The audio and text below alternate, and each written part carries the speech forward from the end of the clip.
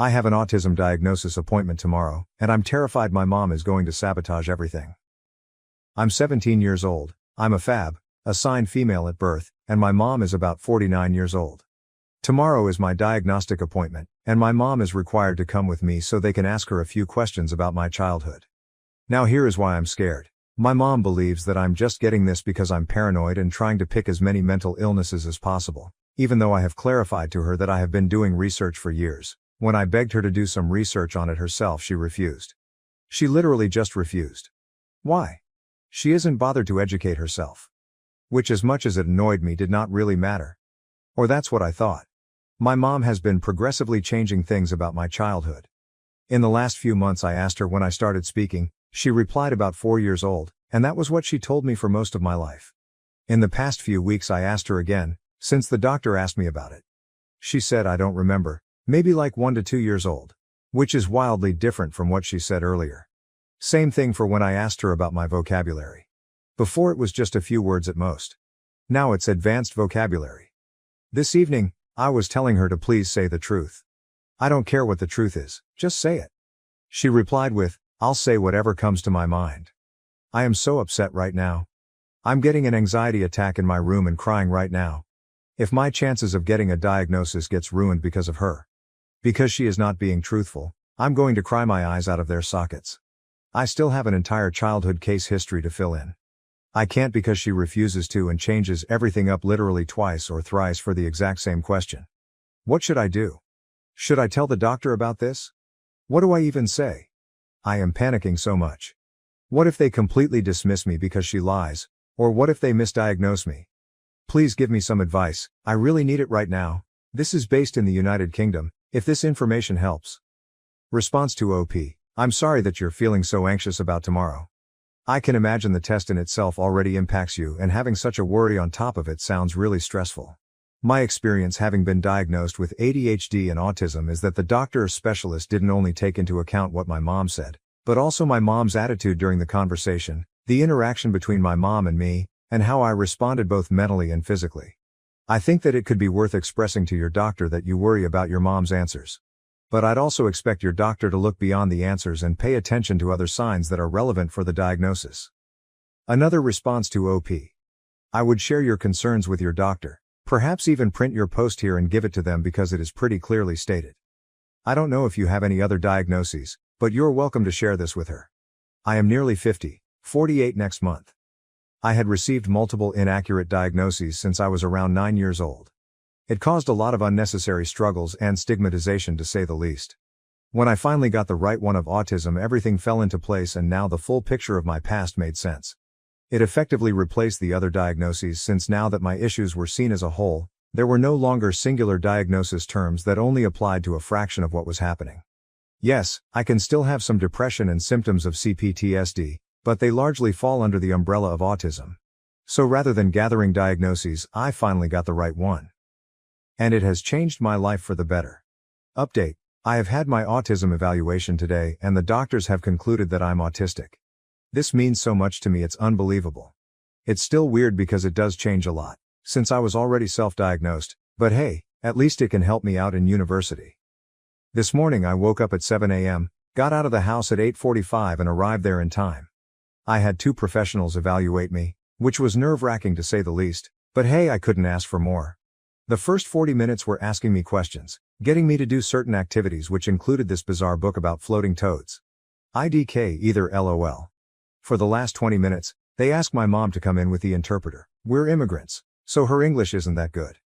I took the advice you all gave me yesterday, and before they invited her in, I informed them that she may not be able to remember all the details, and that my masking at home may affect some of what she says. They reassured me that this is not as important as the conversations we just had. They proceed to inform my mom with the conclusion that I'm highly likely to be autistic. My mom, stupidly, decided that the first thing she should say about that is, my daughter doesn't have autism, she thinks she does. They were immediately thrown off. She was supposed to sit there and answer questions, that's the whole reason she came in, but right after saying that they didn't even ask her one question. All of my childhood case history was handed over to me, and I did all of the talking. I can't believe that this has finally happened. I've been fighting for a diagnosis for almost 4 years and waited for about a year for this appointment. I am so happy now. Thanks to everyone who gave me advice and supported me yesterday. The love I was shown was so sweet, and I could have never been this understood by anyone other than you. I cannot stress how thankful I am that you took time off from your day to help me out. I sincerely thank everyone from the depth of my heart. You're all amazing people. I would also like to apologize for using the term autism diagnosis, as it was brought to my attention yesterday that it is not an appropriate terminology to use. So from now on, I will refer to it as an autism evaluation. Thank you very much to the user who highlighted this. I have shared this post with other subreddits, so some of the information mentioned may not be completely referring to this subreddit. If there are any specific details I should remove, please inform me. Thank you. Now to the next story, Story 2. My 16-year-old son recently started imitating a boy from an Instagram TikTok account run by a mother who posts videos of her autistic teenage son. My son, 16M, recently started following this account on Instagram TikTok by this mom who posts videos of her autistic teen son. The kid is low functioning, I don't know the politically correct way to say this, and he can't talk, can't understand complicated concepts, etc. At first my son started constantly referencing this account at inappropriate times like family dinner, making jokes about it, randomly showing me edits he made of the account. But that was harmless enough. However, lately, my son has been imitating this kid and it's ruining my home life. When I ask him to do basic chores, he stims instead and refuses to do them. When I ask what he wants for dinner, he lists off ingredients in this weird way that doesn't make any sense, for example, chicken, taco, onion. He won't even answer me in complete sentences anymore when we talk. He's even doing random things around the house like dumping out entire cartons of milk into the sink and refusing to explain himself. At first, I laughed it off, but this is actually making it impossible for my son to talk normally. He even randomly makes these noises when he's talking to his friends, and I've gotten calls home from school. I'm not saying it's bad to be autistic, but my son isn't and never has been, and this has started to interfere with his entire life. Update. Hi everyone, I didn't think I would do an update, but I found out that my original post had blown up and gotten reposted on other platforms, so I thought I would update you all. After everyone's recommendations in the comments of my original post, I decided to go ahead and restrict my son's access to social media. After thinking about it for a while, I decided to give him 15 minutes of supervised use of his phone every day, in case he had to text his friends. However, whenever this time happened, my son would spend just a couple of minutes checking and quickly answering his texts, and then he spent the rest of the 15 minutes just watching the new videos about this account he was obsessed with. He would imitate the kid while watching the videos and show me all the posts about him that he found funny. The first few times when I took away his phone after 15 minutes, he would get upset about it, dropping the Autism Act, and try to get more time, but that quickly stopped when I threatened to limit the time even more. After over a week, he seemed to still be just as obsessed with this account and imitating the kid's mannerisms, so I thought I might have to take even more measures to make him stop. However, soon afterward, I received a call from my son's school principal. It turns out one of the kids in his class had an autistic sibling and found his behavior offensive and annoying, so they reported him to the principal, who had brought him in to talk and gave him detention and was threatening worse if this continued. This finally brought my son to stop doing this. In school and, after I spoke to him about his principal calling me, at home too. I made him unfollow the account on social media, and then I gave him normal access to his phone again. He has never explained to me what was motivating him to act the way he did, but I think it was a combination of encouragement from his friends, who found his accurate impressions of this kid funny and would call it going name of the autistic kid mode, and using it as a weird way to get out of doing work around the house. A month or so later, once this had all blown over, my son was looking at Instagram and saw my original post reposted over a clip of someone playing a video game. He asked me about it, and I told him it was me. He was a bit angry, but I think he realized he couldn't get too mad at me for it after what he had been doing. Just this week, my son saw a fake update post on the same account where someone had made up an update to my original post, which I didn't write. Because of that, I thought I should make this update telling you what actually happened. Now to the next story, Story 3. My husband cheated and gave me sexually transmitted diseases while I'm pregnant. Am I the asshole for considering abortion? I'm currently 8 weeks into my pregnancy. I had gone for a routine pap smear and STD screening. A few days later, I tested positive for gonorrhea. I had never cheated on my husband, and never expected that he cheated on me. When I confronted him with the test results, he seemed genuinely shocked and insisted that there had to be a mix-up with the results. He swore up and down that he had been faithful and there was no way that it could be true. I insisted that he get tested. He agreed to do it, and as the days passed he admitted that he had met a woman online and had sex with her. He claimed it was a mistake and he couldn't answer why he did it. He said the woman meant doing to him and it was a one-time thing.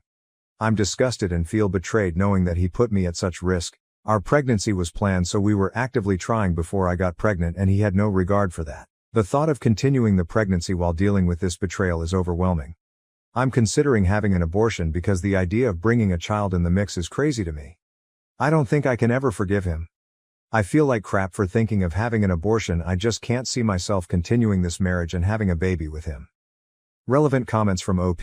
I'm already on the verge of losing my mind just from knowing he had unprotected sex with a random woman, risking my life and our unborn baby. I would rather not dig into what he's been up to online, as I think that would cause even more pain for me. Commenter. Does the STD risk the health of the baby? I think many of them do. With that in mind, I would end the pregnancy unless you're in your late 30s or 40s and really think this is your one shot at a child and it's your greatest dream, to the extent of doing it single. Definitely terminate the marriage. He is a slimeball. OP, it was caught early and I was treated. Me and baby are safe. Update, finally decided to find out the truth about his affair. I figured out my husband's email password and discovered that he's been on dating sites for months. I also found a woman's name and email address from hotel bookings he forwarded to her. I googled her information, found out where she worked and called her. When she picked up, I got scared and hung up, but she called back and we had a long conversation. She said that she didn't know he was married and kept apologizing. She told me that if my husband and I have been intimate in the past few weeks, I should get tested because he gave her an STD. I was shocked because I thought she had given it to him. She said he gaslighted her, making it seem like she got it from someone else. I told her he did the same to me. I didn't mention that I'm pregnant. She said she cut him off and is considering suing him over it. They met on Tinder and had been seeing each other for 6 months. Although I initially thought she should have known he was married, but I believe her because my husband isn't on social media. He has an Insta account but doesn't post pictures. She confirmed that they had sex multiple times, contradicting his claim that it was a one-time thing. She said they spent time in hotels until she felt comfortable inviting him to her apartment. We came to the conclusion that she was just one of the women he was involved with because he gave both of us an STD. Hearing all this made me sick, knowing there are other women. I feel stupid for not realizing what was going on and probably wouldn't have found out if it wasn't for the STD results. My husband doesn't know what I've discovered or that I've spoken to her. This is incredibly tough. I'm heartbroken and conflicted about whether I should schedule an abortion, but finding this out is pushing me towards that decision. Relevant comments. Comment 1. It's heartbreaking that you have to make this choice at all. Until recently, you thought your marriage was intact and this pregnancy was wanted. But I'd really consider whether you want to be tied to this man for the rest of your life and have to co-parent with someone who was this cavalier with your health and well-being. OP, I wish I didn't have to make this tough decision. I don't want to co-parent with him, but at the same time, I feel so bad about having an abortion. My fear is that it might be a big regret that I won't be able to get over. It's so frustrating because each decision is heartbreaking either way. Comment 2, how did she not suspect he was married, even though she had never been to his house or met his important friends and family in 6 months? Remember, the baby is innocent and half of you. OP. She's actually met one of his close friends who's also married, which might mean that his friend is also having an affair. I don't know for sure, but if his friend is okay with meeting my husband's AP, my guess is he too has an AP. I'm pretty sure his wife, who is my friend, doesn't know about this. Comment 3. The most important gift you give your child is an amazing father. It sounds like you have a horrible narcissist on your hands. If you go through with this pregnancy, he will be in your life for the rest of your life and play horrible mind games on you and your child. Going through pregnancy is one of the most vulnerable experiences of your life. When you're pregnant, you risk injury or death. Imagine if something happened to you and your newborn baby was handed to this monster as the sole caretaker of an innocent life. Be thankful you have clarity now while you still have time to make decisions and truly think of your future. You can't trust anything he says about improving. He is capable and willing to lie without remorse. If he feels badly, it's just that he feels bad for getting caught, not for cheating. OP.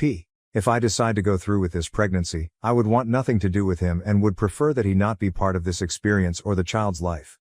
I know that's selfish to say, and it's also impossible because he will make our lives hell. Thank you for watching. If you haven't subscribed yet, please do so and hit the notification bell to stay updated with more shocking real-life stories happening around you.